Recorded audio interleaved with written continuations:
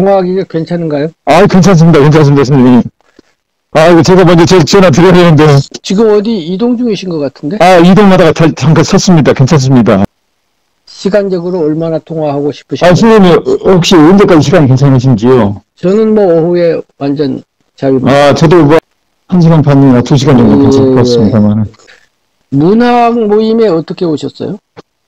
아, 아니, 저는 이제 법대 교수하고 있는데요. 현직에 있습니다, 아직. 그렇군요. 곧 이제 정년인데요. 예, 예. 현직에 이제 법대 교수지만은 제가 전공은 행정학을 해요. 아, 그렇군요. 행정학을 해가 그 중에서 문화행정. 그런데 행정학, 주로 이제 그래서 행정학회만 활동을 주로 많이 했죠, 이제. 아, 그렇군요. 예. 예, 아무튼, 어제 이제 뭐 경황 중에 예. 이런저런 이야기를 두서없이 예, 나눴는데, 예. 어떡할까요? 뭐, 제가, 질문할 걸 준비하셨나요? 아니, 조금, 준비까지는 못하고 좀 한번 몇 가지 여쭤보고 싶었어요. 예, 그러시죠, 뭐. 그러니까 저희가 이제 제가 선생님을 뵙게 된 것도 어린 왕자, 문학 세미나라겠더라. 어린 왕자를 계기로 해서 뵀잖아요. 그렇습니다. 근데 어린 왕자에 보면은, 그냥 정원에 5천성의 장미가 있어도 원하는 걸 찾지 못한다. 예. 원하는 걸 찾지 못하고. 그래서 나름대로 그 문제가 있는데, 예. 꽃 한 송이만 있어도 못 된다. 뭐 이런 식의 이야기가 나오고. 그렇죠. 그 다음에 수백만 개 이렇게 별 중에서도 꽃을 사랑하는 사람이 있다면은 그 별을 바라보는 것만으로도 행복하다 어쩐다 이런 말이 있어가지고. 있습니다. 그래서 예. 혹시 스님께서는 이제 어린 왕자를 여러 번 말씀을 하셨다고 그러셔서. 예. 어린 왕자 책을 통해서 우리가 이제 스님의 수행과 수양을 말씀하셨잖아요. 그걸 이제 여쭤보고 싶은데 본격적으로는. 그런데요. 예. 이제 어저께는 어린 왕자에 대한 이제 포럼이라고 해가지고. 아, 포럼, 예. 예, 뭐 저마다 자기 이야기하고 질의응답한다 이렇게 됐고요. 예. 제가 이제 전문이랄까 인생을 살아온 두 축이 있어요. 예. 첫 번째가 문학이고. 문학. 예. 두 번째가 이제 구도죠, 구도. 예. 그런데 이제 어저께는 문학 이야기를 한 시간이죠. 네. 예, 문학과 구도는 겹치기도 하지만 예. 전혀 동떨어지기도 해요. 예. 그래서 선생님께서 문학에 대해서 물어보시는 건지. 아니, 저는 궁극적으로는 구도에 대해서 여쭤보고 그렇죠. 싶습니다. 그러면 구도 관점에서 볼 때는 어린 왕자라고 하는 책은 참조 자료는 되지만은 그것이 뭐 성경이나 불경처럼 우리를 이끌어가는 그러한 철학 내지는 길이 되지는 못하죠.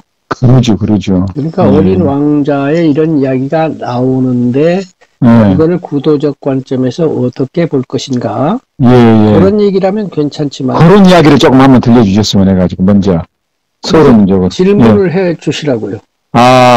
어린 왕자의 선택집의 어린 왕자를 스님께서 많이 알고 계시는데 그거를 우리 인생을 살아가는 근본 회의와 질문에 빠져 있는 사람들에게 구도적인 관점에서 어린 왕자를 좀 한번 살펴주셨으면 좋겠습니다. 예, 죄송합니다. 제가 사실은 감기가 걸려가지고. 아이고, 그런데, 네, 감기 끝 무렵이라서. 어저께도 목이 말라가지고 말을 하다가 입속이 말라가지고 자꾸 말이 안 나오더라고요. 어쨌든. 편하게 좀. 어저께 말씀을 드렸고, 마지막에. 내가 어린 왕자를 그야말로 입에 침이 마르도록 칭찬했잖아요. 전반부 못 들었어요. 늦게 와가지고. 그러셨구나. 제가 정말로 입에 침이 마르도록이라는 말이 있는데, 실제로 입에 침이 말랐어요. 그러셨어요. 못 들었어요. 말이 안 나와가지고, 그래서 그 공간이 건조해 그랬는지, 또는 제가 감기가 걸려서 그랬는지, 또는 정말로 입에 침이 마르도록 칭찬을 하다 보니까 그런지는 모르겠는데, 어린 왕자에 대해서, 할 수 있는 최상의 찬사를 제가 보냈어요. 뭐라고 했냐면은, 20세기에 쓰여진 100년 동안 쓰여진 수많은 문학 저서들이 있는데 뭐 100만 권도 넘고 뭐 엄청나겠죠. 1000년 후에 읽힐 것으로 생각되는 책이 있느냐 이렇게 물어봤어요. 아무도 대답은 안 하셨는데 딱 하나만 고르라면 저는 어린 왕자를 고르겠다. 그만큼 찬사를 하셨구만요. 그러니까 어떤 점에서 그러셨어요? 20세기에 노벨상을 안 받은 명작도 많지만은 노벨상 받은 명작만 100권일 거 아닙니까? 그 어떤 것도 1000년 후에 읽히라고 보장될 것 같지는 않아요. 그렇죠. 500년까지 갈 것도 그렇게 많지 않을 것 같아요. 네, 맞습니다. 심지어는 19세기 최고의 명작이라고 하는 톨스토이의 전쟁과 평화, 도스토옙스키의 카라마조프가의 형제들도 1000년 정도 되면 모르겠어요. 근데 어린 왕자는 읽힐 것 같거든요. 어떤 점에서 그렇게 생각하시는지 궁금합니다. 그것이 이제 시간적인 초시간성, 초시간성과 초공간성을 갖고 있어요, 이 작품이.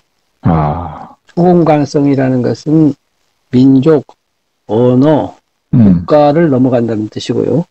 전 인류가 읽는다 이거죠. 그것은 실제로 증명이 됐죠. 어저께 제임스 디가 그러는데, 현재 어린 왕자가 번역되어 읽히는 언어가 500종이랍니다. 깜짝 놀랐어요. 저는 200몇 종으로 알고 있었는데. 사투리로 된 것까지. 사투리까지 포함해서. 우리나라도 사투리로 된 어린 왕자가 있더라고요.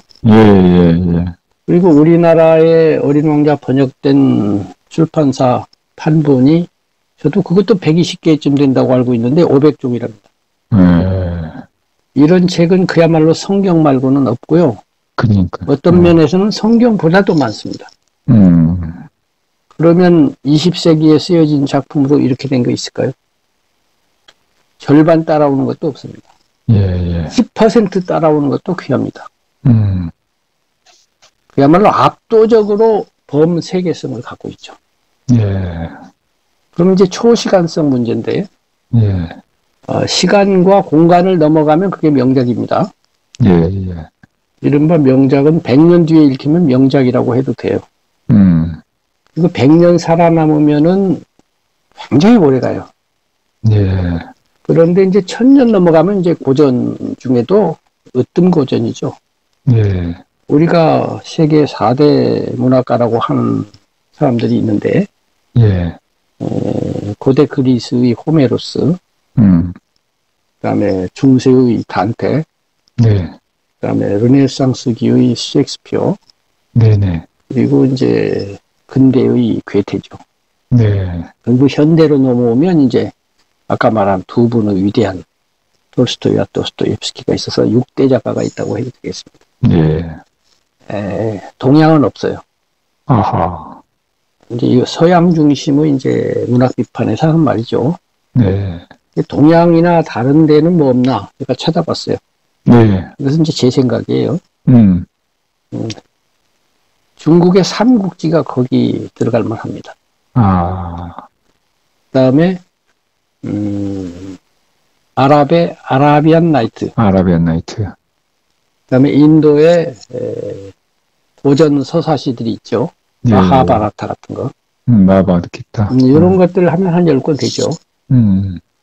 이것들의 공통 분모는 뭐냐면은 이제 시간적으로 몇천 년 동안 읽힌다는 또는 몇백 년 동안 읽힌다는 공통점이 있고, 범세계인의 공통 관심사가 이제 포함이 되니까 세계성이 있을 거 아닙니까? 또 한 가지 중요한 것은 그 다양성이에요. 그러니까 이 세계는 하도 복잡하고 인간 세계가 너무너무 복잡하지 않습니까? 그 복잡하고 다양한 모습을 그야말로 세계적으로 보여줘야 되죠. 한국인의 모습만 보여줘갖고는 안 되고. 그러죠. 보편성이 없잖아요. 그러니까 이런 작품들은 고대 그리스에서 쓰여졌어도 범세계성을 갖고 있고, 셰익스피어다 그러면 영국에서 쓰여졌지만 한국에도 햄릿 같은 사람이 있다 이런 얘기죠. 그러죠, 그러죠. 그래서 그 다양한 그 캐릭터들이 등장하는 그런 특징들이 있어요. 이런 작품들은. 그런데 이제 어린 왕자로 돌아가면, 일단 내가 증명하지 않아도 이제 스스로 그렇게 번역들 하는 걸 보면 범세계에서는 오히려 셰익스피어를 능가할 정도예요. 그런데 이제 이게 이른바 동화 아닙니까? 정확하게는 동화라기보다도 이제 동심이 담겨 있는 문학. 독자는 아동이든 어른이든 상관이 없는데, 동심을 중심으로 하는 문학이죠. 이런 동심의 문학으로서 이제 안데르센과 그림 동화가 있지 않습니까? 이것도 범세계성이 있어요. 안데르센 안 읽는 나라 사람이 아무도 없습니다. 그림 동화 마찬가지.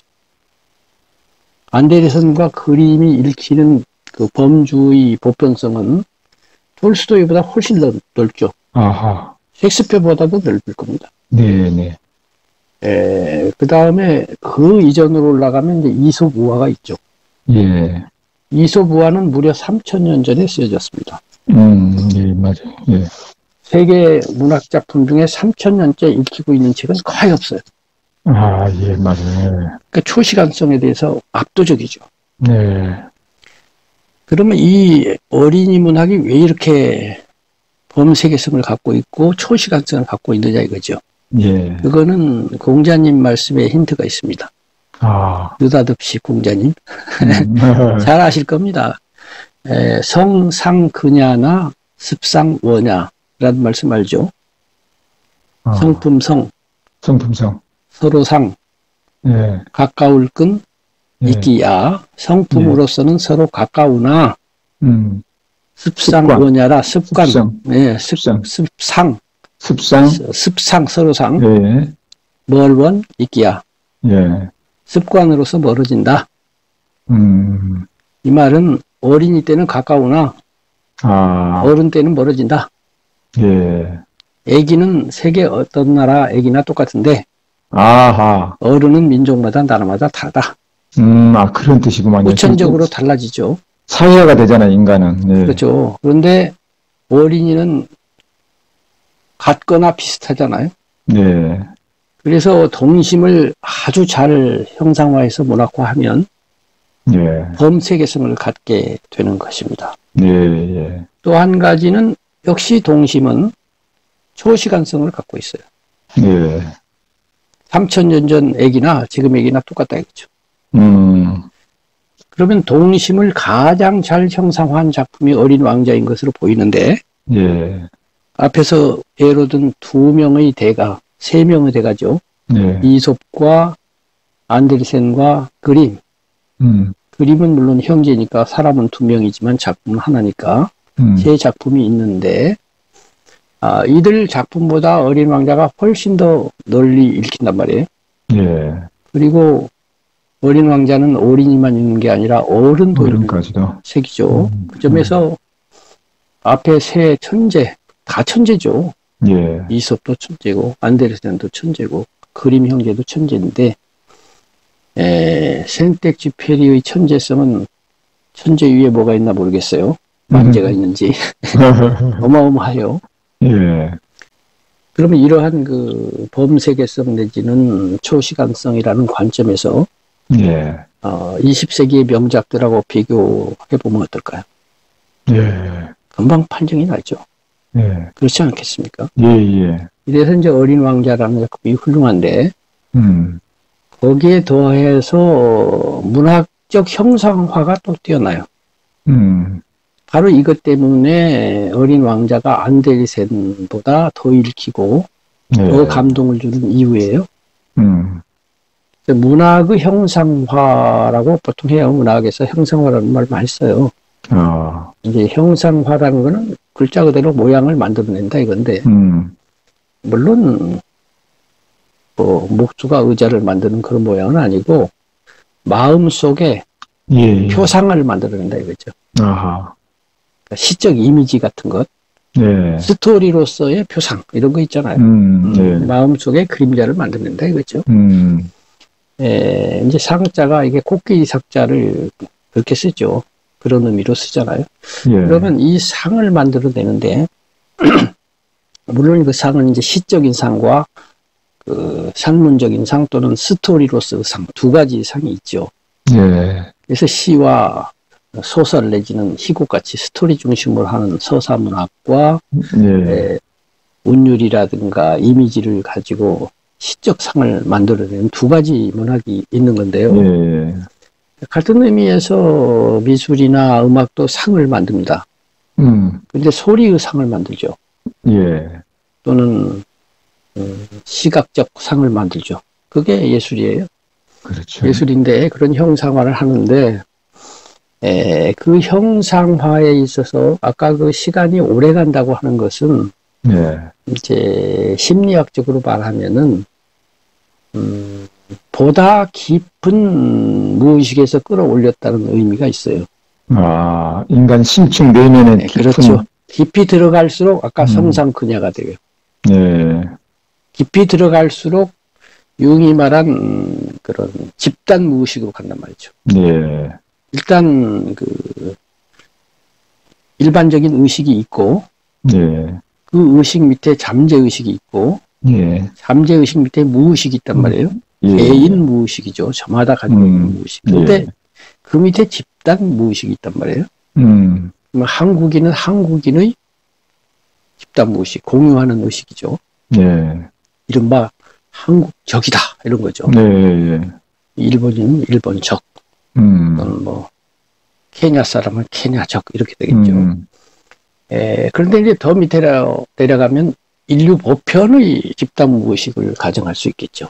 아, 그것까지 생각 못했습니다. 예, 예. 그러면 그 무의식을 제일 파고들었던 심리학자이자 철학자가 칼 구스타프 융이잖아요.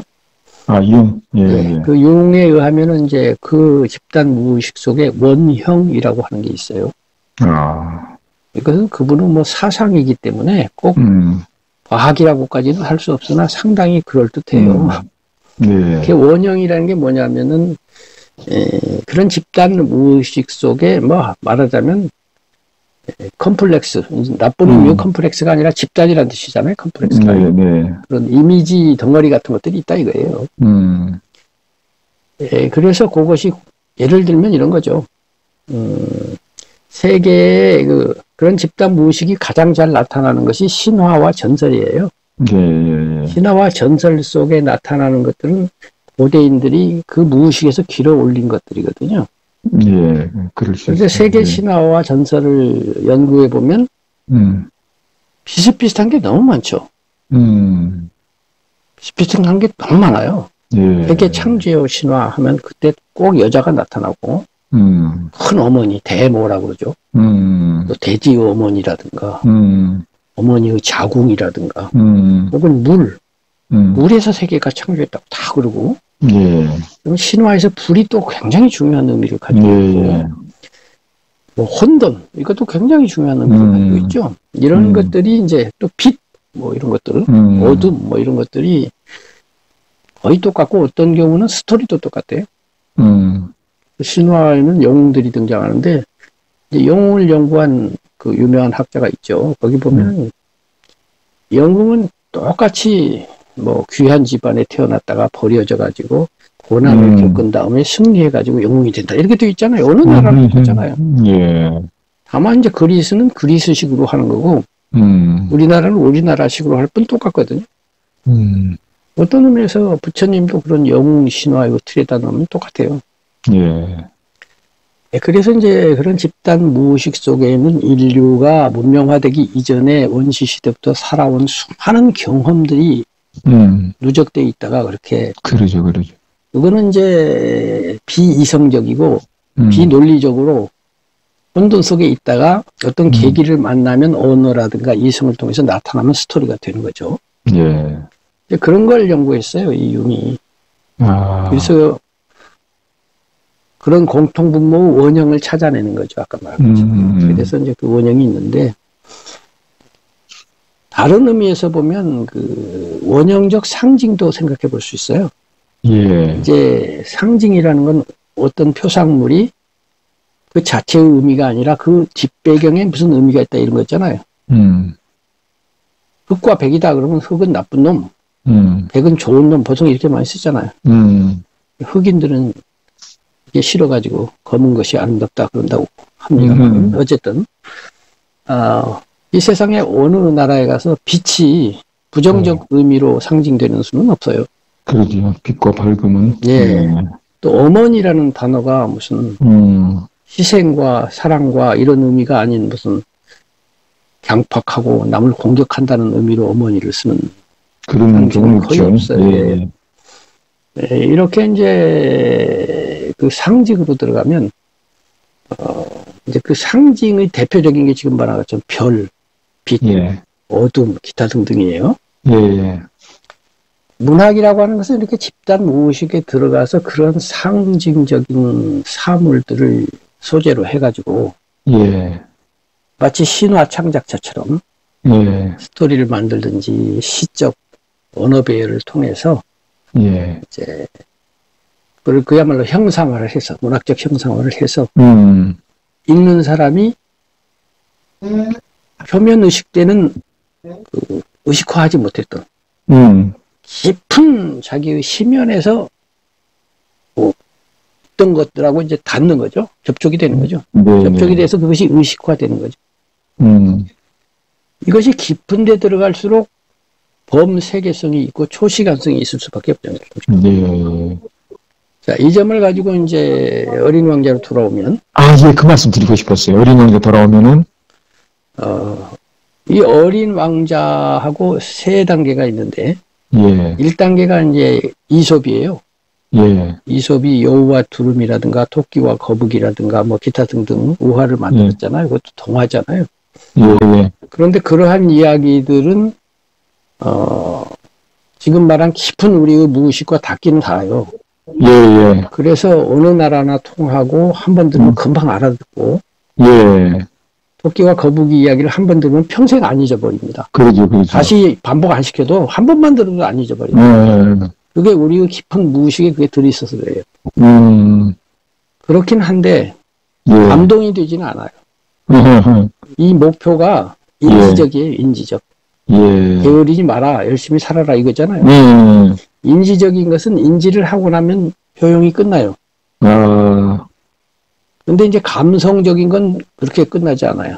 예, 맞아요. 예술은 감성적 감동을 목표로 하잖아요. 예. 그래서 인지적, 철학적 잠언이라든가 가르침 따위는 알아들으면 그만이지만 시라고 하는 거는 나보기가 역겨워 가실 때는 가려면 가. 그럼 끝나는 게 아니잖아요. 죽어도 아닌 눈물 흘리고. 예, 그러니까 그걸 100번, 1000번 낭송을 하잖아요. 반복 재생을 해도 그때마다 느낌이 생겨나잖아요. 그렇죠. 이것이 문학 언어인데 그 점에 있어서 이솝은 문학성이 없어요. 철학성이 있는 거죠. 그러니까 말하자면 뭘 가르쳐주는 거죠. 그런데 이제 안데르센으로 넘어오면 철학적인 요소가 있기는 하지만 문학이 중심을 이루죠. 예를 들면 뭐 성냥팔이 소녀다.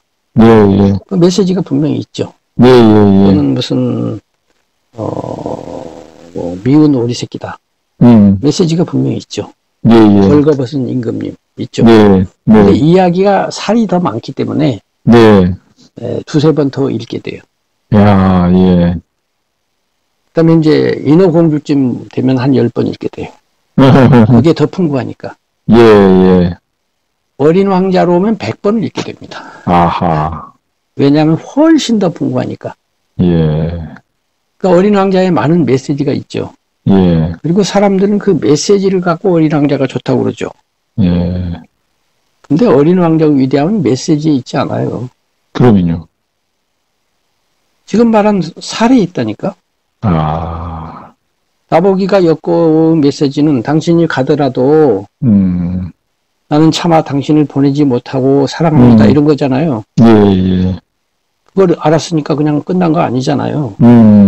마찬가지로 어린 왕자가 뭐 어쩔 거야, 저쩔 거야, 길 잃을 거야. 이거는 당신이 가더라도 나는 안 있습니다요. 토끼와 거북이에서의 열심히 살아라라고. 그 얘기를 그럼 하려면 어린 왕자라는 이야기를 왜 했습니까? 예. 사람은 길들여야 하는 것이다. 이렇게 해서 논문을 쓰지. 안 그래요? 예. 길들임에 관하여라고 하는 에세이를 쓰면 될 거 아닙니까?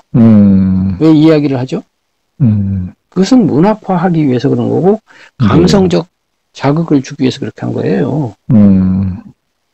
나무가 있을 때 나무 줄기에 해당되는 것이 아니라 꽃과 잎에 해당되는 것이 예술인 거예요. 예. 감성적, 감동. 예. 예.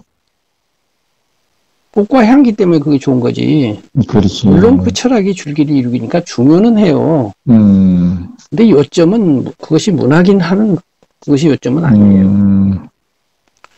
예, 그래서 어린 왕자라고 하는 데서는 아까 원형하고 연관해서 네. 원형적 사물 이미지를 풍부하게 사용해요. 네. 그러니까 인어공주도 인어공주라는 원형을 사용하는 것입니다.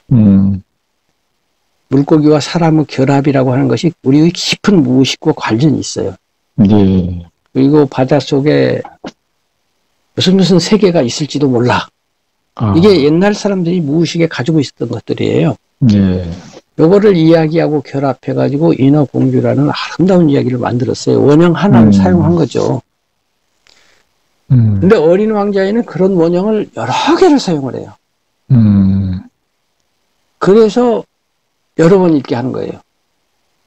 그 어린 왕자에 나온 원형적 이미지가 예컨대 그렇죠. 예컨대 첫 번째는 사막이죠. 사막, 예. 두 번째는 사막 속의 우물. 우물, 예. 그런데 사막 속의 우물이라는 이미지는 중동 지방에서 아주 중요하죠. 생명과 같잖아요. 그렇죠. 예. 기독교에서는 그것이 생명을 의미하고 영혼을 의미하죠. 예. 근데 그거를 모자와 코끼리를 삼킨 보아구렁이 그림으로 가져와서 역시 겉과 속 이야기를 하죠. 겉과 속 이야기가 계속 여러 형태로 변주가 됩니다. 이 작품이. 예. 우선 나레이터가 그려놓은 큰 동그라미 안에 예. 어린 왕자 이야기가 작은 동그라미로 들어있는 이중구조죠. 그렇게 또 해석이, 예. 이 액자식이라고 그래요, 액자. 예. 액자가 있고 그 안에 그림이 걸려있는 것 같은 거죠.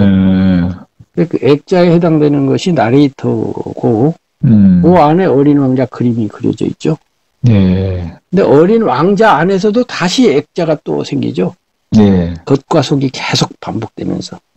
겉과 속의 중층성이죠. 예.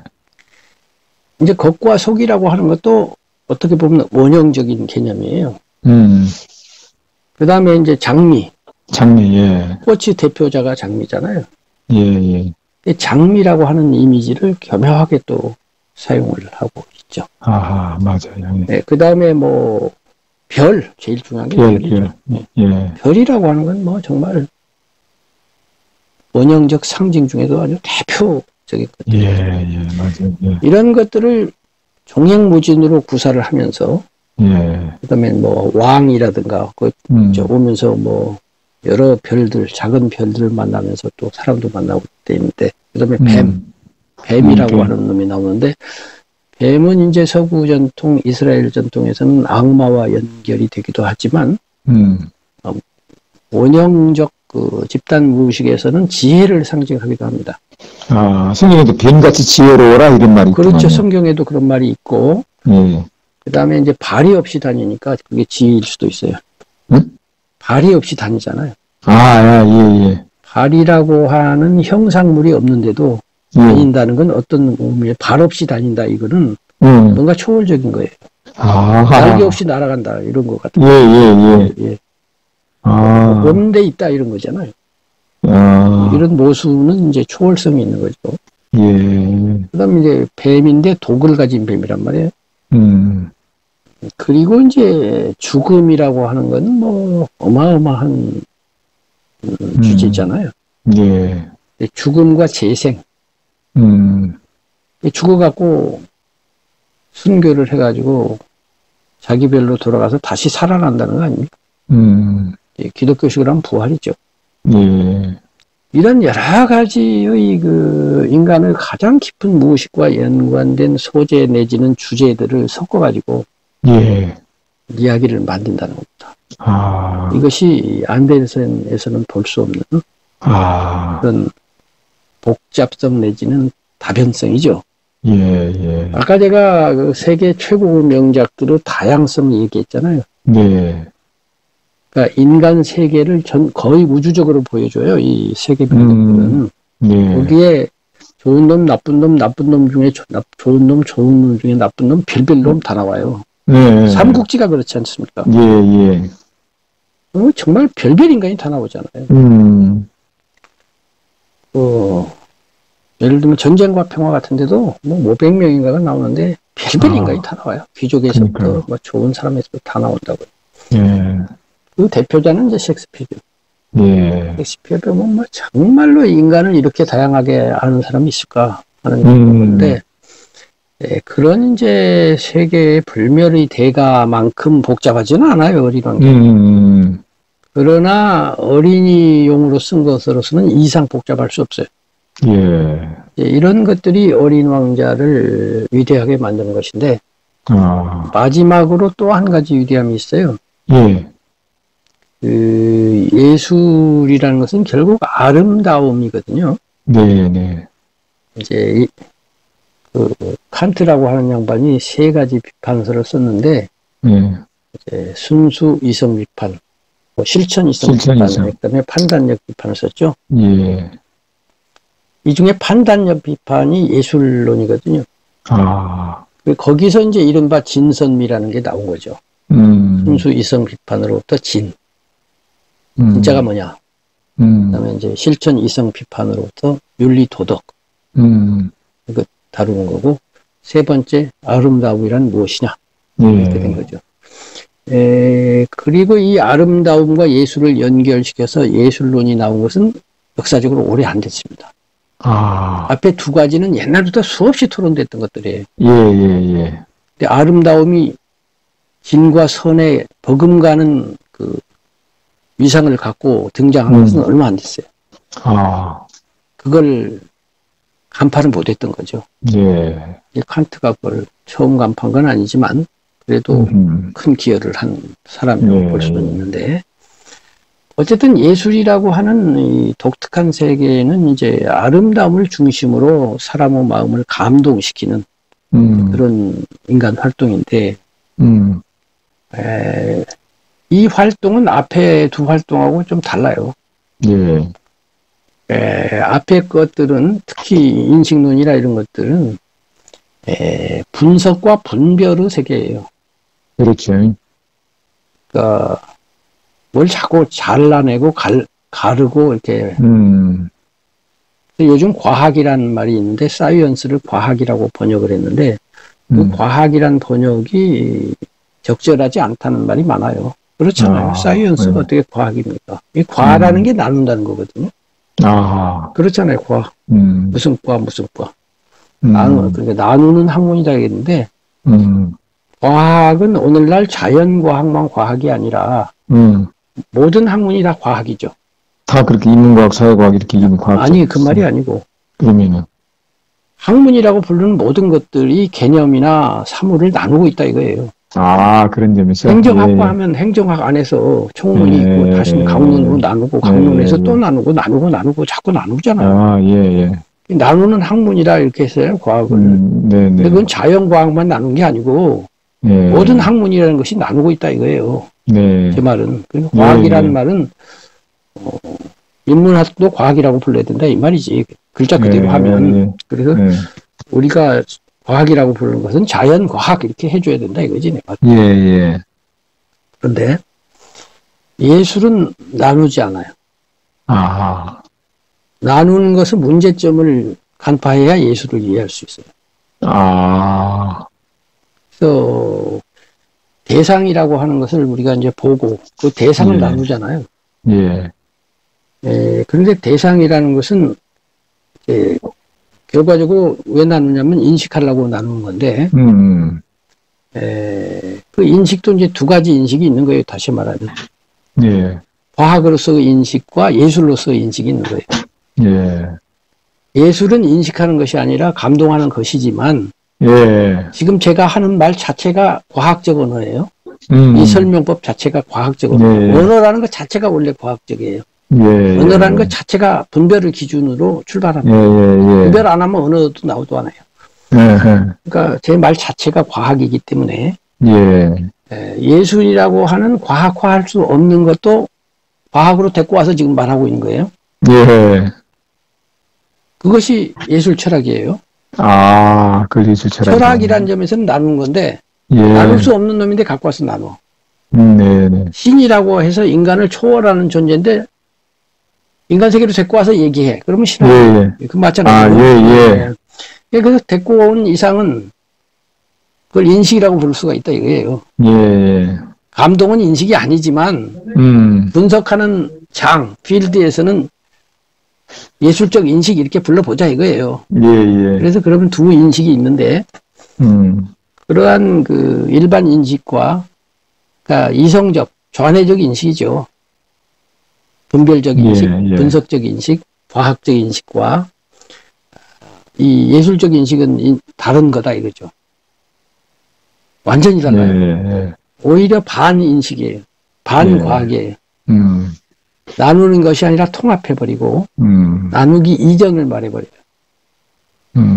뭐 같은 거냐면 우리가 무지개를 본다고 하자고요. 예. 분석하는 인식은 이것을 칠색 무지개 그렇게 해요. 동양 같으면 오색 무지개가 있습니다. 예. 그런데 그게 칠색일까요?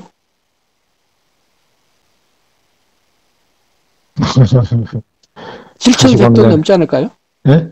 칠천색도 넘지 않을까요? 그럴 수 있겠죠. 근데 그 우리가 보통 이제 가시광선 뭐 이쪽에서 눈에 보이는 것만 갖고 할 때 그런 그래요. 건가요? 그러니까 칠색이라지만 선을 긋기 나름으로 칠천으로 나눌 수도 있다 이 말이지 내 말은. 그렇지. 예.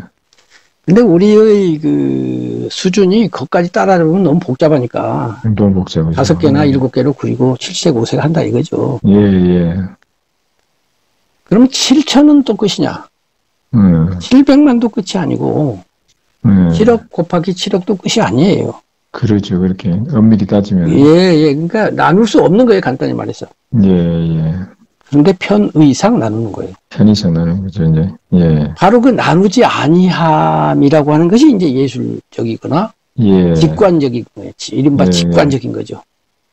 그럼 우리가 무지개를 봤을 때 예. 어떤 사람은 좌뇌를 발동시켜서 칠색 무지개가 떴구나 이렇게 하겠죠. 예. 어떤 사람은 칠색인지 오색인지 천색인지는 그만두고 아 하고 감동하겠죠. 예. 분별이 없어요 거기는. 예. 감동만 있어요. 감성만 작동하고 직관만 작동합니다. 예. 요것을 터치하는 것이 예술입니다. 예. 이 부분을 저기 어린 왕자 대입시키면 어떻게 됩니까? 어린 왕자의 그것이 많이 있다는 거. 아까도 얘기한 것처럼 예. 어린 왕자를 읽고 예.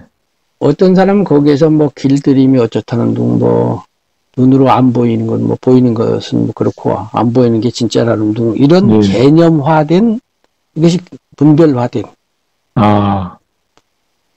과학화된 좌뇌로서 포착하는 지적 인식 칸트로 치면은 첫 번째 순수 위성 비판적 인식 그 인식을 얻어요. 그것이 답이다 이렇게 생각해요. 근데 어떤 사람은 그 인식 말고 또는 그 인식을 포함해서 이 작품이 나에게 아로 들어오는 거야. 감동으로. 그 신비함으로. 뭔가 아름아름하고 무지개 같고 신비하고 뭐라고 말로 할 수 없을 것 같은데 뭔가 있는 것 같고 아지랑이가 그렇듯이 그날도 사막 갔다 오신 분 이야기를 들었는데, 저는 사막을 가보지는 않았습니다만, 뭐, 그런 이야기들은 많이 들었어요. 예를 들면, 뭐, 미국 같은데, 이제, 중간에 사막지대가 있잖아요. 뭐 10시간 동안 아무것도 안 보이는데 횡단을 하는 거예요. 밤이 되어서 텐트를 치고 잔다 이거죠. 그때 바라보는 밤하늘. 별. 우리가 뭐 강원도 산속에서 보는 밤하늘도 아니에요. 그렇죠. 그 별이 그야말로 손 내밀면 닿을 때까지 주먹같이 나오고. 근데 그게 또 사막이면요. 사막은 모래들이 이렇게 빛을 품고 있기 때문에 은은하게 빛난단 말이에요. 아, 그렇습니까? 어린 왕자에도 나오잖아요. 예. 사막이 은은한 빛을 뿜고 있었다고. 네. 당연하죠. 예. 그 신비함이라는 건 전율밖에 없죠. 예. 근데 어린 왕자 작가는 실제로 사막에 떨어졌었고, 수없이 그 사막 위를 비행기 타고 갔다고요. 예, 그렇죠. 가도 높이 간 게 아닙니다. 아. 조그만 비행기예요. 예. 장난감 같아요, 요즘으로 보면. 길이가 몇 미터밖에 안 되는 거야. 예. 그냥 거의 바닥에 닿아서 가는 거예요. 가다가 나무에 걸려요. 아하. 높이 200~300m로 가는 거예요. 아. 위에는 별이 떠 있고, 밑에는 사막이고, 예. 나는 혼자고, 그때 그가 느꼈을 외로움이랄까, 신비함이랄까, 아득함이랄까, 상상해 보세요. 예. 그것이 이 작품 안에 들어 있습니다.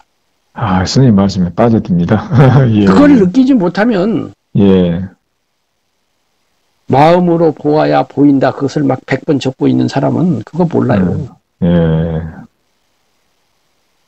예술은 그런 메시지 전하려고 생긴 게 아니라니까요. 예. 그게 없어야 된다는 건 아니라고요. 예. 근데 그게 핵심이 아니고. 핵심이 아니고? 일곱색 무지개가 핵심이 아니라니까. 예. 아가 문제라니까, 아가. 그래서 전혀 다른 인간의 그 마음 세계예요. 이 세계는. 네. 인식과 과학의 세계가 아닌 세계가 인간에게 있는 거예요. 예, 그렇죠. 서양에서는 이 예술적인 것을 시적이라고도 합니다. 예. 이 시라는 말은 문학의 한 장르라는 뜻으로 많이 쓰이지만은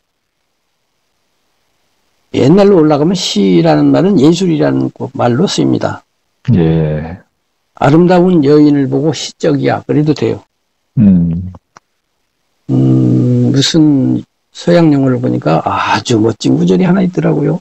야. 이 이쁜 여자하고 이제 남자가 만났는데, 남자가 여자의 그 향수를 맡으면서 시적이라고 그러더라고. 야, 이거 고수구나. 아리스토텔레스가 시학이라고 하는 책을 썼는데, 네. 그 시학이라고 할 때 그 시는 예술이라는 뜻이에요. 네. 거기에서 연극이 우리를 어떻게 감동시킨가를 철학적으로 토론하고 있거든요. 네. 그 감동을 토론하고 있는데요. 네. 거기서 카타르시스라는 말이 나왔어요. 네. 우리가 감동을 통해서 연극을 보면서 내면에 있는 것이 정화된다 이거죠. 그러죠. 그러니까 이때의 시라는 말은 예술이라는 뜻이에요. 네. 어쨌든 그래서 인간은 대상을 파악함에 있어서 과학적, 논리적, 좌뇌적 파악 말고 시적인 파악, 시적인 인식, 이 두 가지를 합쳐야 제대로 된 인식이에요. 무지개를 나누고만 보는 그거 말고 나누지 말라는 뜻 아니에요. 아 하고 감동할 줄도 알면서 무지개를 봐야 무지개를 본 거예요. 그게 제대로 전체적으로 보는 것이겠죠. 현재 우리나라를 비롯해서 전 세계의 교육이 잘못되고 있는 아주 중요한 포인트 중에 하나가 여기에 있습니다. 근현대로 오면서 인류가 지식의 양을 폭증시켰고, 그래서 사회에 진출하기까지 옛날 사람보다 더 많은 지식을 얻지 않으면 안 되게 됐어요.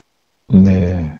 요즘 초등학생들이 배우는 지식의 양은 저희가 배울 때의 4배 내지 5배 돼요. 그리고 옛날에는 고등학교 나오면 사회에 나왔지만 지금은 대학 나와도 더 배워야 된다 뭐 이러고 있어요.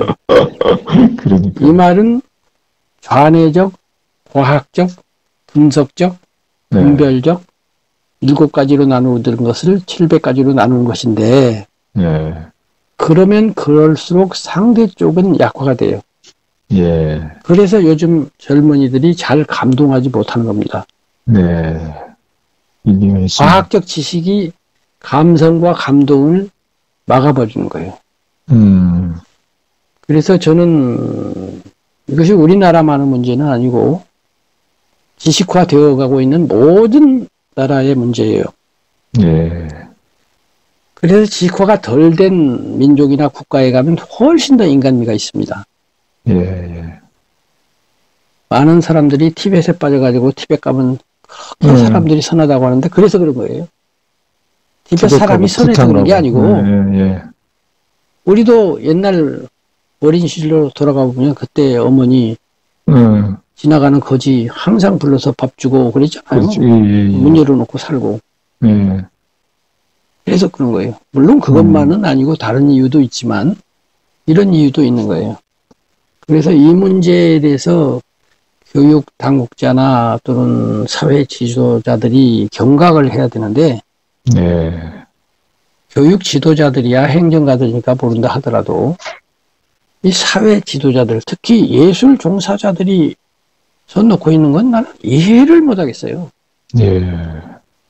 그래가지고 이번에도 수능 시험에서 뭐 국악을 뺀다 이런 게 나왔다가 막 반대하니까 얼핏 잡아들이고 실제 현장에서도 미술 음악 교육은 거의 뭐 요식 행사로 하고 있잖아요.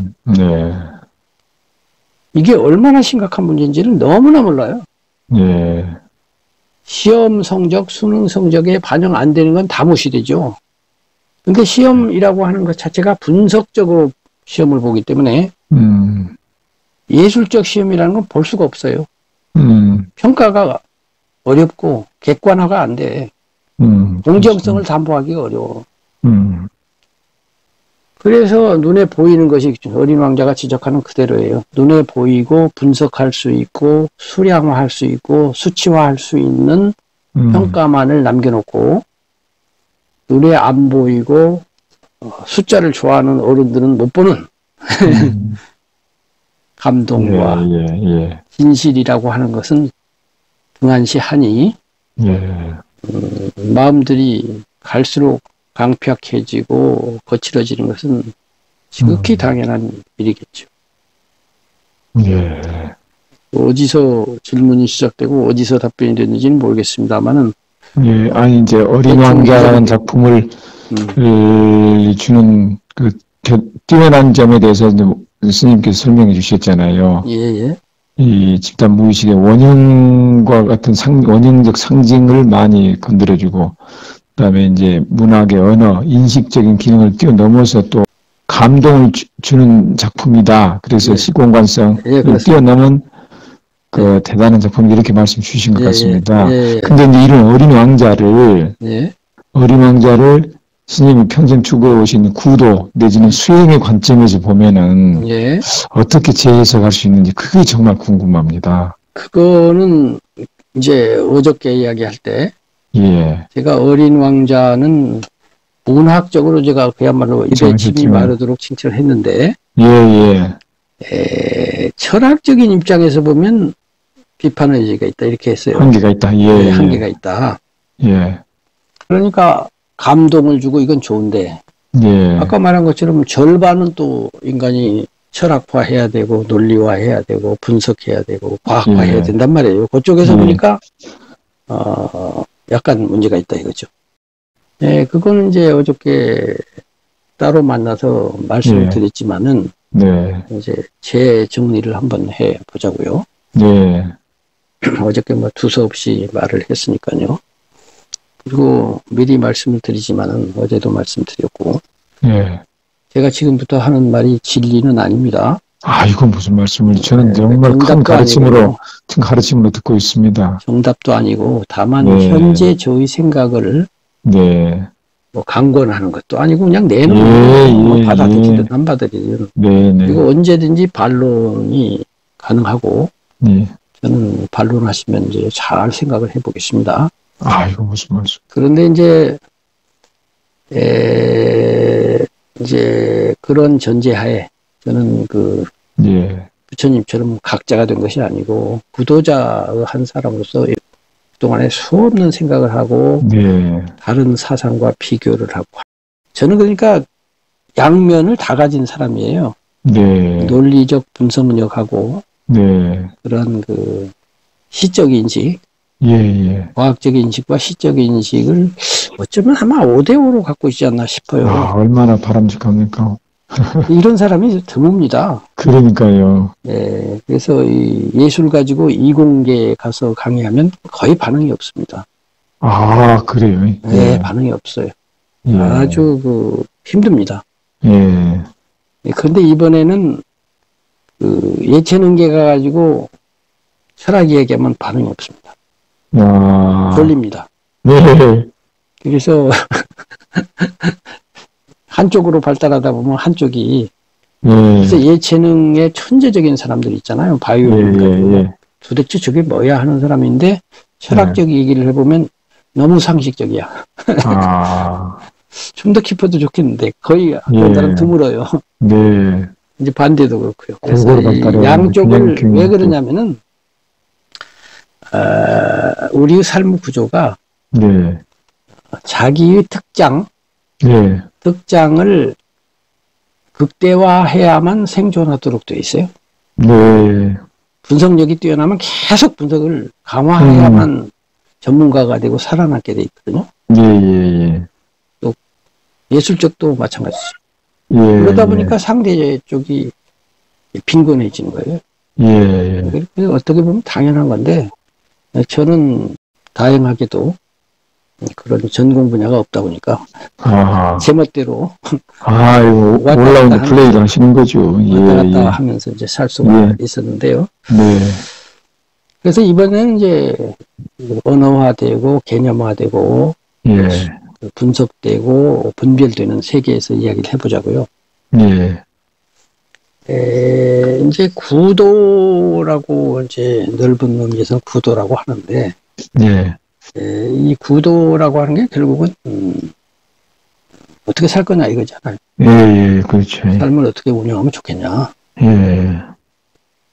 그다음에 이제 이것이 뭐 틸리히 같은 사람에 의해서 이제 궁극 관심이라고 그래요. 궁극 관심. 폴 틸리가. 궁극 관심이라고 했는데 이제 좀 자유롭게 해석을 하면 구도심이죠. 그러니까. 그래서 인간이 궁극적인 데 대한 궁극증이 있다 이거죠. 근데 그 궁극적인 거라고 말을 했는데 이 말도 정확하게 맞아떨어진다고는 생각 안 하는데 대충은 맞아떨어져요. 불교를 이해하면 이해할수록 궁극관심의 궁극이라는 단어에 대해서 약간 의문을 붙게 됩니다. 그런데 이제 그건 나중 이야기고, 일단 궁극이라고 불렀을 때 삶은 무엇냐, 죽음은 무엇냐, 어떻게 살 것이냐, 나는 누구냐, 뭐 기타 등등 이런 것을 이제 궁극관심. 철학적인 화두잖아요, 그게. 철학 중에도 가장 근원적인, 맨 처음에 일으키는, 또는 맨 마지막에 답을 듣게 되는 그런 거잖아요. 근본적인 것인데, 이러한 그거에 대해서 고대 현철들이 수없는 말씀을 나누고,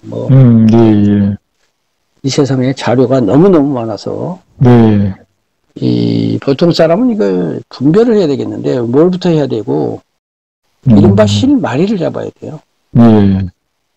실마리를 못 잡으면 평생 가도 이게 어떻게 해볼 도리가 없는 거야. 실마리 못 잡고 있어요. 실마리를 잡았다고 가정하면 세상에 또 쉬운 게 없잖아요. 실마리 잡으면 슬슬슬슬 풀릴 거 아닙니까? 그러니까요. 쌀포대 풀리는 거 아시잖아요. 압니다. 실마리 잡아봐요. 세상에 그렇게 잘 풀릴 수가 없잖아요. 못 잡으면. 그게 어려워요. 그렇게 안 돼요. 그래서 이 실마리가 뭐냐 이게요. 실마리가 이 문제를 궁극 관심이라고 하지 말고 궁극 관심 중에서 여러 가지 중에서 실마리가 뭐야? 나는 누구인가가 실마리냐? 죽음이 뭐냐가 실마리냐? 인식이라는 게 뭐냐가 실마리냐? 윤리 도덕이 뭐냐가 실마리냐? 아름다움이 실마리냐? 어디가 실마리냐 이거지. 저는 아까도 말씀드렸지만은 문학과 또 한편으로는 구도라고 하는 두 축으로 살았다고 했잖아요. 문학은 이제 또 더 넓게 나가면 음악을 비롯한 예술, 그래서 아까 말한 시적 인식, 그 분야가 있었고, 다른 한 분야는 이제 칸트식으로 말하면 이제 인식, 그다음에 도덕, 그것이 이제 구도잖아요. 거기 또 있었는데 일단 제가 한번 정리해 볼게요. 실마리를 찾아가 볼게요. 제가 찾아간 방식. 지금 와서 정리해보니까 그런 거예요. 저도 헤맸지만은. 또 이제 70이에요. 평생에 걸쳐서 이 실마리를 찾아왔다고 할 수 있겠죠. 그러시죠. 선생님께서는 70여 권의 책을 쓰시면서 그냥. 그거를 지금 무료로 아주 쉬운 걸 가르쳐 드리는 거예요. 제가 고생 많이 했어요. 감사합니다. 그럼요. 알고 있습니다. 고맙습니다. 농담인데. 아닙니다. 잘 알고 있습니다. 우선, 수많은 철학서와 뭐 사상서가 있다 하더라도, 그 모든 사상서가 이제 우리 현재 우리들의 사고의 기본 패러다임에 영향을 끼친, 지금까지도 영향을 끼치고 있고 인류에게 가장 광범위하게 영향을 끼친 네 분이 있잖아요. 이른바 4대 성인, 4대 교사가 있단 말이에요. 인류의 스승 이분들이 깔아놓은 패러다임 4가지, 이것이 적어도 2000 몇백 년 동안 인류를 지배했어요. 지금도 그래요. 그러기 때문에 구도자는 이 4분을 모르면은 일단 출발을 할 수가 없어요. 그러니까 실마리는 4분이다 이거지. 거기에 아마 반대하는 사람은 별로 없을 거예요. 거기다 뭐 노자도 얘기하고 뭐 누구도 얘기하겠지만은 노자가 아무리 그래도 공자보다 영향력이 적어요. 그리고 뭐 이슬람 사상가 넓은 의미에서는 예수님에 포함시켜서 생각하면 돼요. 신을 이야기하기 때문에. 그래서 이 4분에 대한 정확한 이해. 근데 이게 한 분만 해도 평생 해도 모르겠는데 어떻게 4분을 또 정확하게 하냐고. 그러니까 이제 이것도 분별이 중요해요. 아까 감동 이야기할 때는 분별 그거 쓸데없는 거라 그랬는데 여기서는 분별을 잘하는 게 중요한 거예요. 어린 왕자의 말은 하지 마. 말은 오해의 근원 이렇게 됐잖아요. 그런데 말이라는 건 오해의 근원이자 이해의 가교예요. 오해의 근원이라는 말 자체가 말이에요. 그러니까 말이 유용하기는 하지만 문제가 있을 때가 있으니까 그 문제에 중점을 둬서 그런 말을 한 것이지. 말 자체가 필요 없으면 어린 왕자는 말로 돼 있지 않나?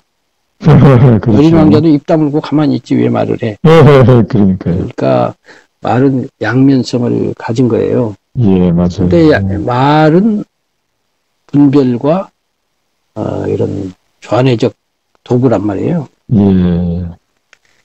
그러니까 이 도구를 이해의 가교로 쓰면서 정밀하게 쓸 필요가 있어요. 이해의 가교로 쓸 때는 7가지 무지개 하지 말고 70가지, 700가지로 세밀하게 분석할 필요가 있는데 그래서 이제 언어를 가지고 논리를 갖고 이제 들어가는 것인데 그 관점에서 4대 성인을 크게 보자고요. 디테일은 중요하지 않아요. 왜냐면 디테일까지 파고들다가는 평생 가도 끝이 안 나니까. 그렇죠. 그 양반들의 기본 구조. 구조 안에 담긴 내용 말고 구조. 그러니까 구조를 보아야 된다고 봐요. 네. 그래서 그런 기본 구조가 저는 크게 보아서 두 가지가 있어요. 네. 둘로 분별을 일단 하는 거예요. 네. 1. 신중심. 신, 하느님. 네. 이때의 신은 뭐 잡신들 말고 유일신 말하는 거예요. 네. 절대신. 네. 신중심의 사고. 네. 두 번째는 법중심의 사고예요. 네. 불교에서 말하는 법이죠. 네. 네.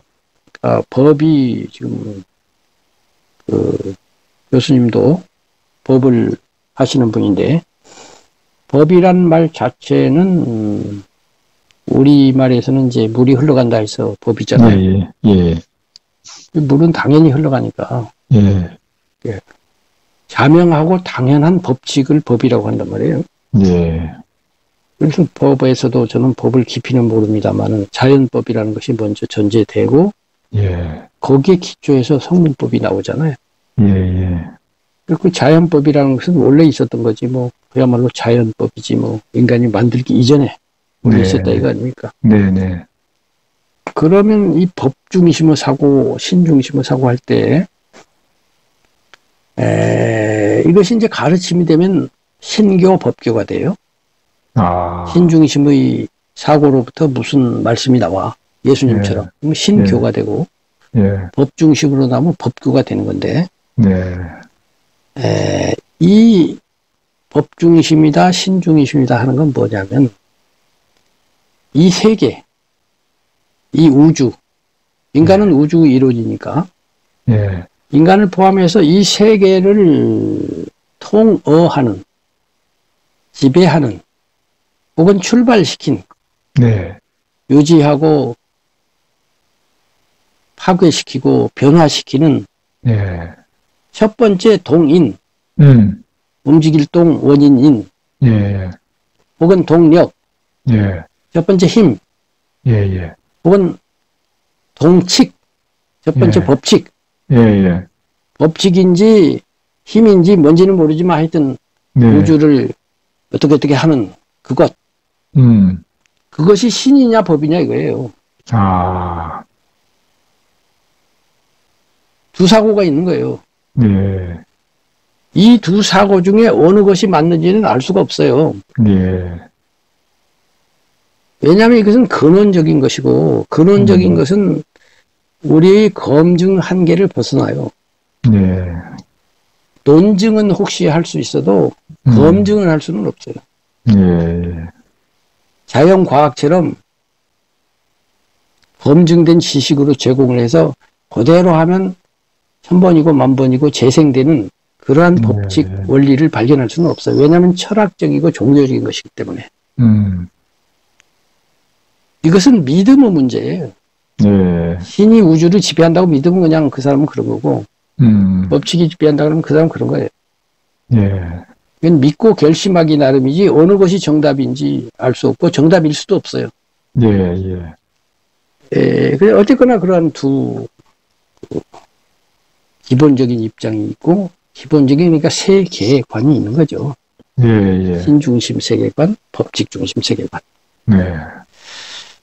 4대 성인을 여기에 대입을 해보면, 예수님은 당연히 신교, 신중심의 세계관. 세계관을 제시하신 분이고, 나머지 세 분은 법교라고 볼 수가 있어요. 그중 대표자가 부처님이죠. 그럼 공자는 왜 법교냐? 공자도 인간의 도리를 말을 하는데, 그 도리라는 게 인간 안에 본래적으로 있는 거를 드러내서 말씀하시는 거예요. 다만 공자님은 어느 선까지만 하고 그 이상은 논하지 않아요. 형이상하까지는 안 나가요. 믿어야만 확실해지는 거, 그런 건 얘기 안 하고,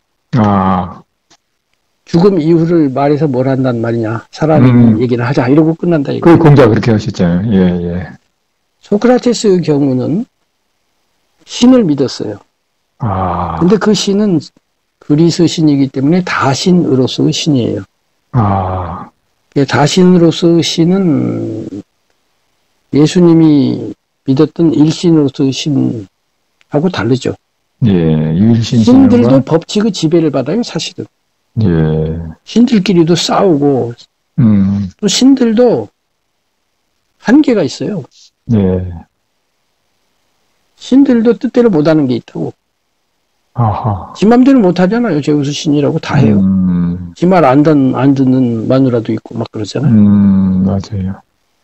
그런 의미에서 소크라테스는 신과 법이 섞여 있어요. 아. 근데 그걸 굳이 분류할 필요는 없어요.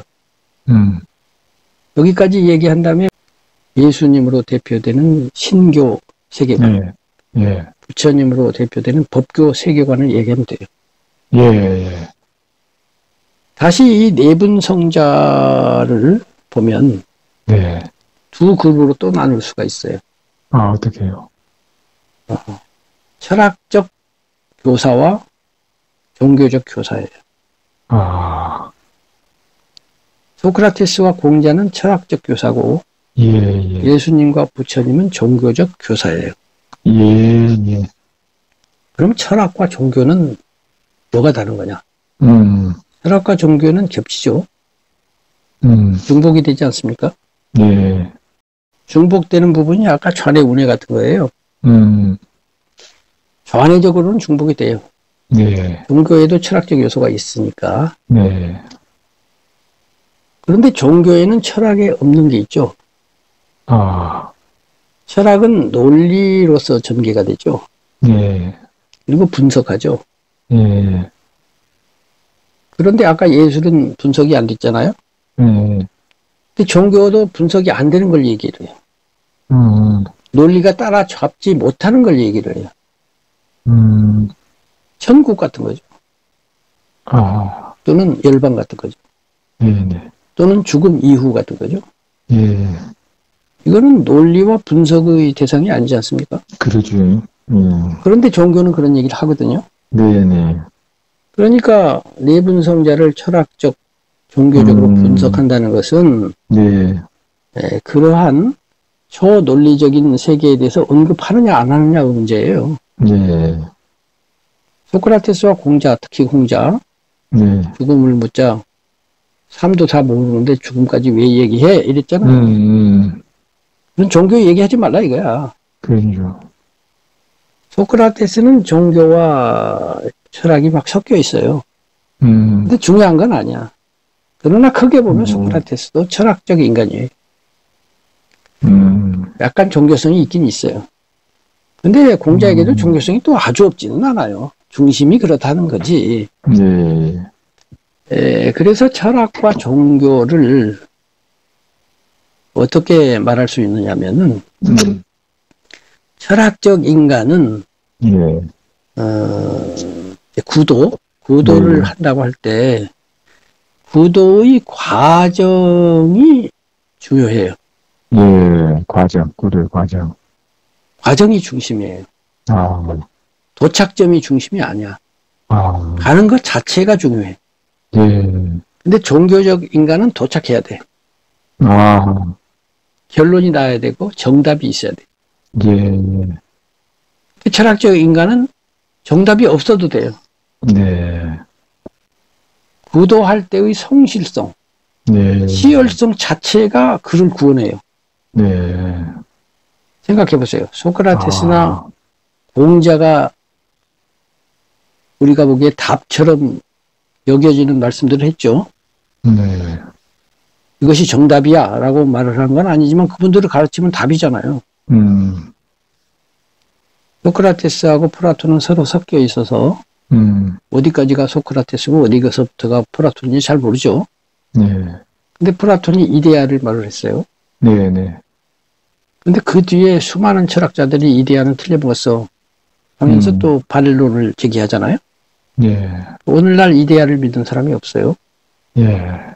그러면 소크라테스는 폐기 처분해야 하는 철학자일까요? 아니죠. 왜 아닐까요? 답이 틀렸는데. 그것은 바로 소크라테스의 성실성이에요. 철학하는 자세. 그 치열성과 그 정직성. 예. 그래서 칸트가 너희들은 나에게 철학을 배우지 말고 철학하는 법을 배워라. 그 자세가 답이에요. 예. 그 자세에 의해서 죽어야 되면 딱 죽어버리는 그 철인. 예. 철학자 말고. 그래서 스승인 거예요. 그렇지 않습니까? 네. 공자 또한 마찬가지예요. 공자는 왕조 사상, 봉건 사상을 가진 사람이었는데, 이제 와서 그거 다 폐기됐는데, 어떡하라고. 그러나 공자 또한 마찬가지예요. 전심 전력을 다해서 자기 사고는 민주주의를 몰랐지만은, 그래도 어떻게 위민하고 애민할 것인가. 여기에 분투하고 투신하면서 수많은 사색을 하고 고민하고, 그랬던 공자, 성인 공자, 사회사상가 공자 말고, 이것이 그분이 성인인 것이고, 공격받아야 될 면이거든요. 그래서 두 분은, 그분들이 내린 답에서 위대해지는 것이 아니고, 답을 찾아가는 자세, 그것이 위대한 거예요. 그거에 비해서 예수님하고 부처님은 전혀 다르죠. 그분은 정답을 말하죠. 신이 있고 그 신을 믿어야 되고 죽어서 천당 가야 되고 뭐 이런 거죠. 검증이 안 돼. 근데 말을 해. 나는 봤다 이거야. 부처님 또한 뭐 재행무상하고 그다음에 뭐 열반이라는 경지가 있고 발정도를 닦으면 되고 뭐 이렇게 얘기한단 말이에요. 답이 있다는 것과 없다는 것이 이렇게 철학적 인간과 종교적 인간 그 그룹의 스승을 나눈다 이거예요. 그러면 철학적 스승은 왜 종교를 선택하지 않을까요? 그거는 보고 검증할 수 없는 얘기 헛고생을 왜 하냐. 공자 말씀 맞다나 살아있는 것도 다 배우기 바빠 죽겠는데 쓸데없는 생각 왜 해. 할 일 없어서 그만둬 이렇게 된 거고. 그럼 또 종교적 인간은 왜 그런 검증할 수 없는 걸 가지고 얘기하냐. 또 이렇게 되잖아요. 그거는 이 구도라고 하는 것의 본질은 삶을 잘 살아보자. 삶을 잘 살아보자 이거 아니에요.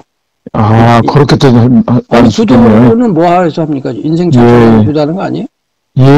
세상스럽지만 좀 대단한. 잘 산다는 게 아니라 진정한 의미에서 잘 살자 이거야. 잘 사는데 삶 질을 점점 향상시켜보자 이거 아니에요. 그러니까 그러면 삶을 잘 살려면 죽음을 알아야 돼. 왜냐하면 삶과 죽음은 등을 맞대고 있는 동전의 앞뒤면이야. 안 그런가요? 그렇게까지 깊게 생각을 못했습니다. 아니 깊고 멀고 간에 이 세상의 모든 상대 개념은 등을 맞대고 있지 않나요? 그래요. 삶과 죽음도 상대 개념으로서 삶 아닌 것이 죽음이고 죽음 아닌 것이 삶이니까. 진짜 그렇습니다. 동전의 앞뒷면인데 앞면인 삶과 동전인 뒷면이 분별이야. 분리가 안 돼. 그래요. 어떤 동전을 갖고 왔는데 나는 앞면만 주세요. 뒷면은 주지 말고 이럴 수 없잖아요. 앞면 뒷면을 다 가지든지 다 안 가지든지 그래야 되잖아요. 그러죠. 만약 이러하다면 죽음이 뭔지를 모르면 삶이 뭔지도 모른다. 이런 결론이다. 정말 그렇습니다. 이 종교적 인간이 철학적 인간에게 하는 말이에요. 그래서 내가 왜 검증도 안 되는 죽음 얘기를 하냐면 하고서 이렇게 얘기하는 거예요.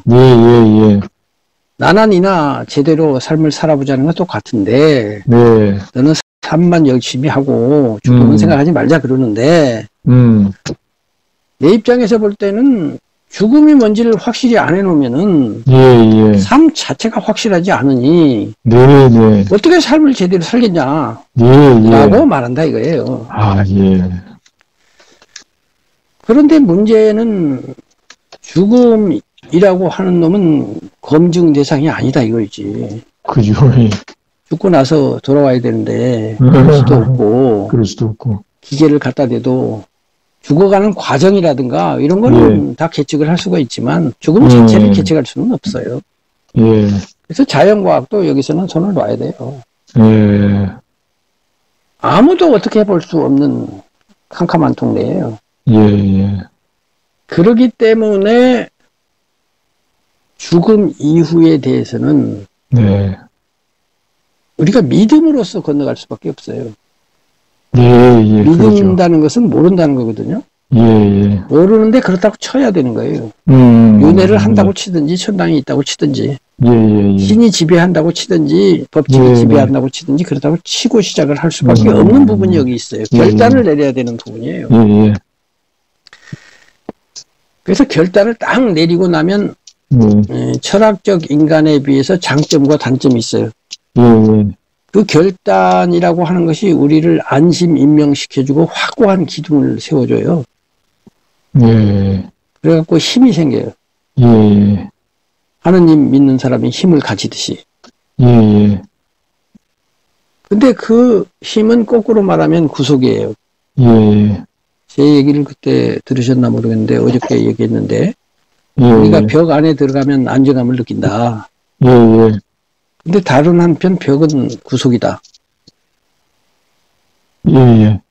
그렇잖아요. 자유를 방해하잖아요. 벽을 뚫고 못 나가잖아요. 문으로만 나가잖아요. 이 종교적 결단이란 믿음으로써 받아들인 결단이라는 게 그 벽 같은 거예요. 한편으로는 우리에게 힘을 주고 안정감을 주는 대신 우리를 구속하기도 해요. 그 구속이 다른 종교를 배척하고 다른 종교와 싸우게 하는 그런 원인이고요. 그러나 그럼에도 불구하고 힘들고 어려운 삶을 버텨내게도 해주는 것, 그거는 벽도 장점이 그렇게 해주는 거죠. 여기까지 제 말을 받아들였다면은 각각 그 개인으로 돌아가서 저마다 나는 철학적 인간에서 머물 것인지 종교적 결단을 내려서 어느 한 세계관을 받아들이든지 둘 중 하나를 선택해야 되는 거죠. 이것이 이제 4대 성인에 대한 저의 그 아까 틀에서 그 틀에서의 이해, 구조적 이해예요. 그럼 이제 김아무개라고 한 사람은 어떻게 했냐 이거지. 저는 한편으로는 종교적 결단을 내린 사람이고요. 종교인이죠. 불교라고 하는 법교가 맞다. 이 세계는 신이 지배하는 것이 아니고 법칙이 지배한다. 이런 결론을 내린 사람이에요. 물론 이 결론이 신교를 배타하는 건 아니에요. 왜냐하면 내 혼자 결정 내린 거니까. 당신은 당신 맘대로 결정해. 나는 1인용. 나는 그냥 그렇게 결론 내린 거고 너는 너대로 결론 내리면 되니까 내가 너를 뭐라고 할 거 아니야. 너는 자유롭게 해. 나도 자유롭게 할게. 이런 거예요. 그 점에 있어서 저는 종교인이고 종교적 인간인데 그러나 또한 또 철학적 인간이에요. 이렇게 논리 분석을 하고 있다는 것 자체도 철학적이지만은 왜 철학적 인간이냐면 비록 그렇게 결정을 내렸다 하더라도 그래서 불교라고 하는 종교를 저의 종교로 삼았다 하더라도 불교가 제시하는 최종 목표는 열반입니다. 그러죠. 근데 나는 이번 생에 열반에 도달할 것 같지를 않아요. 아무리 생각해도 내가 자만심을 아무리 크게 일으키려고 해도 내 자질로 보아서 안 돼. 열반이 1만점이라고 하면 저는 아무리 점수를 후하게 매겨도 1000점을 넘지 못해요. 9000점을 어떻게 채울까요? 다 늙어가지고. 제가 지금 알고 있고 지금 파악해 놓은 것을 20살 때 이렇게 정리를 해놨다면은 그때부터 좀 어떻게 해보려고 용이라도 쓰겠어요. 아. 근데 이미 70년 세월이 다 흘러갔어요. 이렇게 정리하는 데만 세월 다 갔어요. 아. 다음 생에는 어떨는지 모르겠어요. 그러면 예, 예. 괜히 법교 선택했다가 되도 못할 목표를 정해놓고 예. 한숨만 쉬다 가는 예, 예. 그런 팔자가 된 거 아닙니까? 아하. 종교가 나를 도와줘야 되는데 네. 괜히 종교 믿어가지고 갈 길이 먼지 얼마나 예. 먼지만 알게 되고 남는 게 없잖아요. 예, 예. 그런데도 그게 그렇지 않아요. 아. 부처님의 가르침 가운데 네. 나의 이 법은 네. 처음도 좋고 중간도 좋고 끝도 좋다. 예, 예, 예. 이런 말씀이 있어요. 아. 그래서 한 바라문이 여러 종교단체를 쭉 순례를 하고 마지막에 부처님께 옵니다. 예. 와서 하는 말이 다른 데 가봤는데 다들 명상하는 거는 여기나 거기나 똑같아요. 아. 근데 그쪽은 분위기가 어둡습니다. 근데 여기는 밝고 화락해요. 아. 왜 그러합니까? 예, 예. 그러자 부처님께서 말씀하시기를 그렇다. 네. 나의 법은 처음도 좋고 가운데도 좋고 또 좋아서 그렇다. 또 좋다. 아. 이게 무슨 뜻일까요? 아, 진짜 무슨 뜻일까요? 시작이 좋을 건 당연하겠죠. 예, 예. 좋으니까 시작했을 거 아니에요. 예, 예. 도착점 좋을 것도 당연하죠. 열반 얻어서 안 좋을 게 뭐가 있겠어요. 네네네. 문제는 우리가 가다 죽는다는 게 있다 이거죠. 예, 예, 예. 그러면 선생님이 교수시니까 아이고. 모든 사람들이 학교에 가서 공부를 합니다. 예. 모든 사람이 박사 되고 끝나나요? 네. 아니잖아요.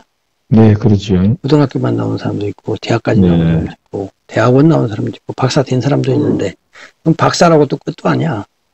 네. 그러면은 고등학교만 나오면 무의미할까요? 아니죠. 그렇죠. 그거예요. 가운데가 좋다는 거예요. 예. 가운데가 좋다는 것은 가는 과정이 좋다는 거예요. 네, 아까 네. 철학적 인간. 네. 성실하게. 예. 정직하게. 예. 한 땀 한 땀 갈 때마다 너는 보람을 느끼거라 이거예요. 예, 예, 예. 1인치마다 보람을 느껴. 야, 예, 예. 그것이 here and now라는 거예요. 예, 예. 지금 여기에서 늘 보람을 느껴. 맞아요. 예. 1000점일 때 너는 1001점에서 기뻐해. 2000점인 너는 2001점에서 기뻐해. 둘의 우열은 없어. 네. 1점이기는 피장파장이야. 어차피 완성 안 되기도 피장파장이야. 예, 예. 그러니까 남 무시도 하지 말고 예, 그래야지. 앞에 가는 사람한테 기죽지도 마라. 예, 예, 그 비교하지 말고 니하고 잘해. 예, 예. 이게 철학적 인간 아닌가요? 예, 예. 그러니까 종교적 인간이자 철학적 인간인 것이 모순되지 않죠. 예, 예. 저는 그런 생각을 갖고 있죠. 예, 예, 예. 이렇게 해서 이제 4대 성인을 큰 틀에서 분별을 했고 그 네 분을 종교적 스승과 철학적 스승으로 분별을 했고 또 세계관으로 보면 신교와 법교로 분별을 했어요. 그리고 저는 종교적으로는 법교 가운데에서도 불교 이렇게 했고 그러나 불교를 가되 또한 철학적 인간으로서 비록 완성에 도달하지 못한다 하더라도 나아가는 과정을 보람되게 가겠다. 그렇게 가겠다는 그런 입장에 있다는 이야기입니다. 네네. 예, 여기까지 오늘 하고요. 예. 다음에 계속해서 만약 이야기를 듣고 싶으시면 듣고 싶습니다, 선생님. 예, 그 다음에 할 이야기가 뭐냐면은 세계관 중에서 제가 법교를 선택한 이유 예. 법교 입장에서 왜 신교는 법교만 못한지. 예. 나는 왜 신교를 택하지 않고 법교를 택했는지. 얘기를 해야 되고요. 예. 또 하나는 이 법교라고 해서 종교 중심으로 얘기를 했지만, 예. 법교의 본질이 법칙이 세계를 지배한다는 것이니까, 예. 이 세상에 있는 모든 학문이 다 법교입니다. 그렇게 보면. 네. 자연 과학이 뭡니까? 예. 물리학이다. 물리 법칙이 이 물리계를 지배한다는 거 아니에요? 그렇죠. 그걸 전제로 법칙을 연구하잖아요. 예. 화학도 마찬가지, 수학도 마찬가지, 인문학도 마찬가지예요. 네. 사회학을 하시지만은 사회학이라는 건 뭡니까? 예. 거기에는 인간 사회는 기본적으로 어떤 법칙, 인간의 심리에 기반한 어떤 법칙이 지배하고 있는데 그 법칙을 발견해 보자는 거 아니겠어요? 네. 그러니까 인간의 모든 학문이라고 부르는 건 다 법교입니다. 다만 불교라고 하는 법교는 네. 그 수많은 법칙들 중에서 아까 궁극관심, 예. 내지는 구도, 예. 구도에 관한 법칙만을 다룹니다. 사회학도 안 다루고 자연과학도 안 다루고요. 예. 구도의 법칙만 다루고. 예. 아주 좁혀가지고. 예. 우리가 처음에 구도 때문에 이야기를 시작했잖아요. 예. 이게 광의로 보면 그런 세상의 모든 학문들도 다 구도에 관계는 되지만 네. 천수가 멀어요.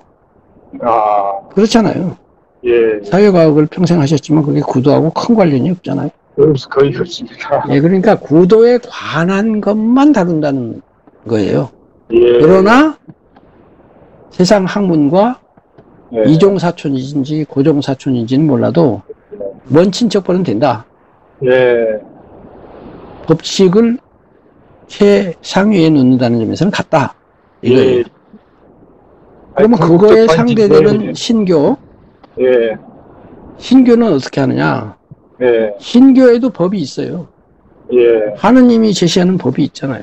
그렇죠. 예. 너희는 마땅히 이렇게 하여라 하는 것 자체가 법이잖아요. 네. 십계명 자체가 법이잖아요. 그렇죠. 신교에서는 신 아래의 법이 있어요. 예. 신이 법을 제정해. 네. 법교에서는 인간 위에 법이 있어. 예. 정치사회적으로 보면은 법교는 법치주의고, 예. 신교는 인치주의예요. 예. 옛날 왕정 때처럼 예. 왕이 법을 제정하되 나는 빼놓고 하잖아요. 예. 그것이 신교예요. 네. 너희들은 이렇게 해도 나는 그렇게 안 해도 되는 거야, 신은. 그런데 법교에서는 부처님 말씀 그대로 열애가 오거나 오지 않거나 간에 네. 이 법은 본래 있었다. 나는 그것을 깨달아서 널리 펼쳐 보이는 것이다. 이렇게 했단 말이에요. 예. 이것은 뉴턴이 내가 논문을 쓰기 전에도 중력의 법칙은 있었다. 예. 내가 처음으로 보아 발표하느라 하고 똑같아요. 예. 이렇게 이제 법이 위에 있느냐, 신이 위에 있느냐고. 네. 이러한 법교 아래에 다시 인이 있어요. 인. 예.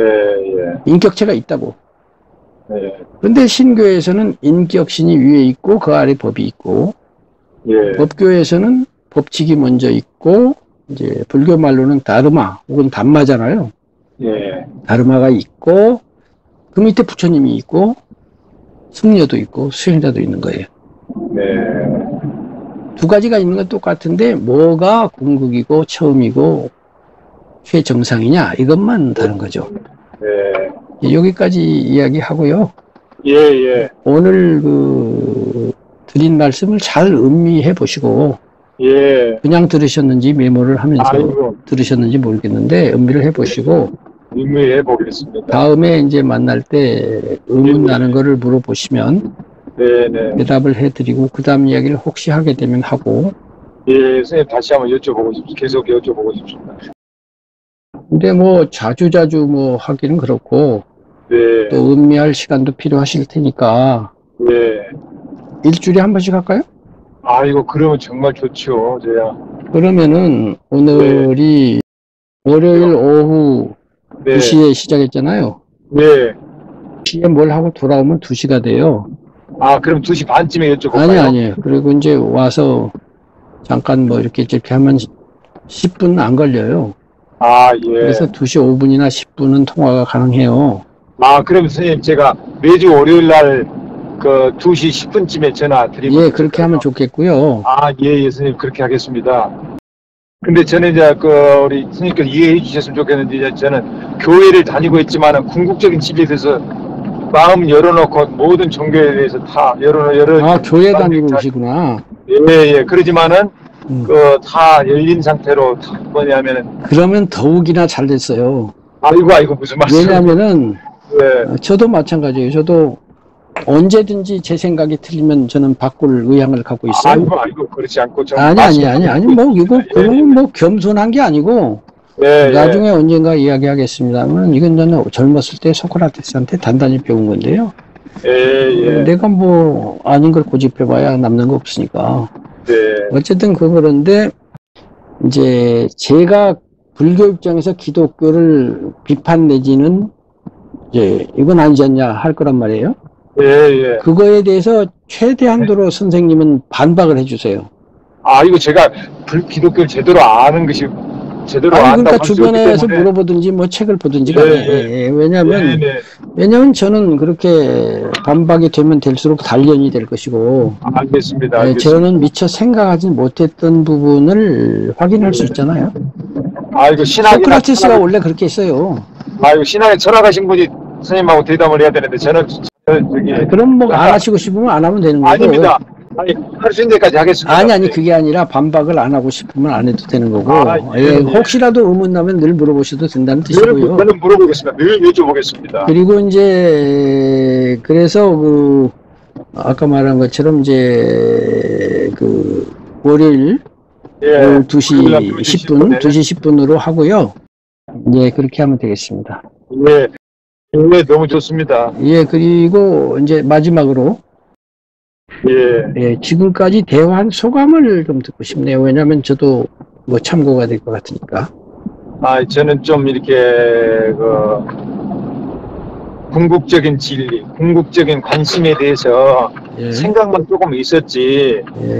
선생님처럼 이렇게 깊이 있게 이렇게 수십 년, 70평생을 때 해오신 구도자로서 이렇게 저술과 깊이 있는 생각으로 이렇게 계속 해오신 분을 만나 뵙지는 못했어요. 인생의 멘토 같은 분을 만나 뵌 것 같아가지고 저로서는 더 없는 영광입니다.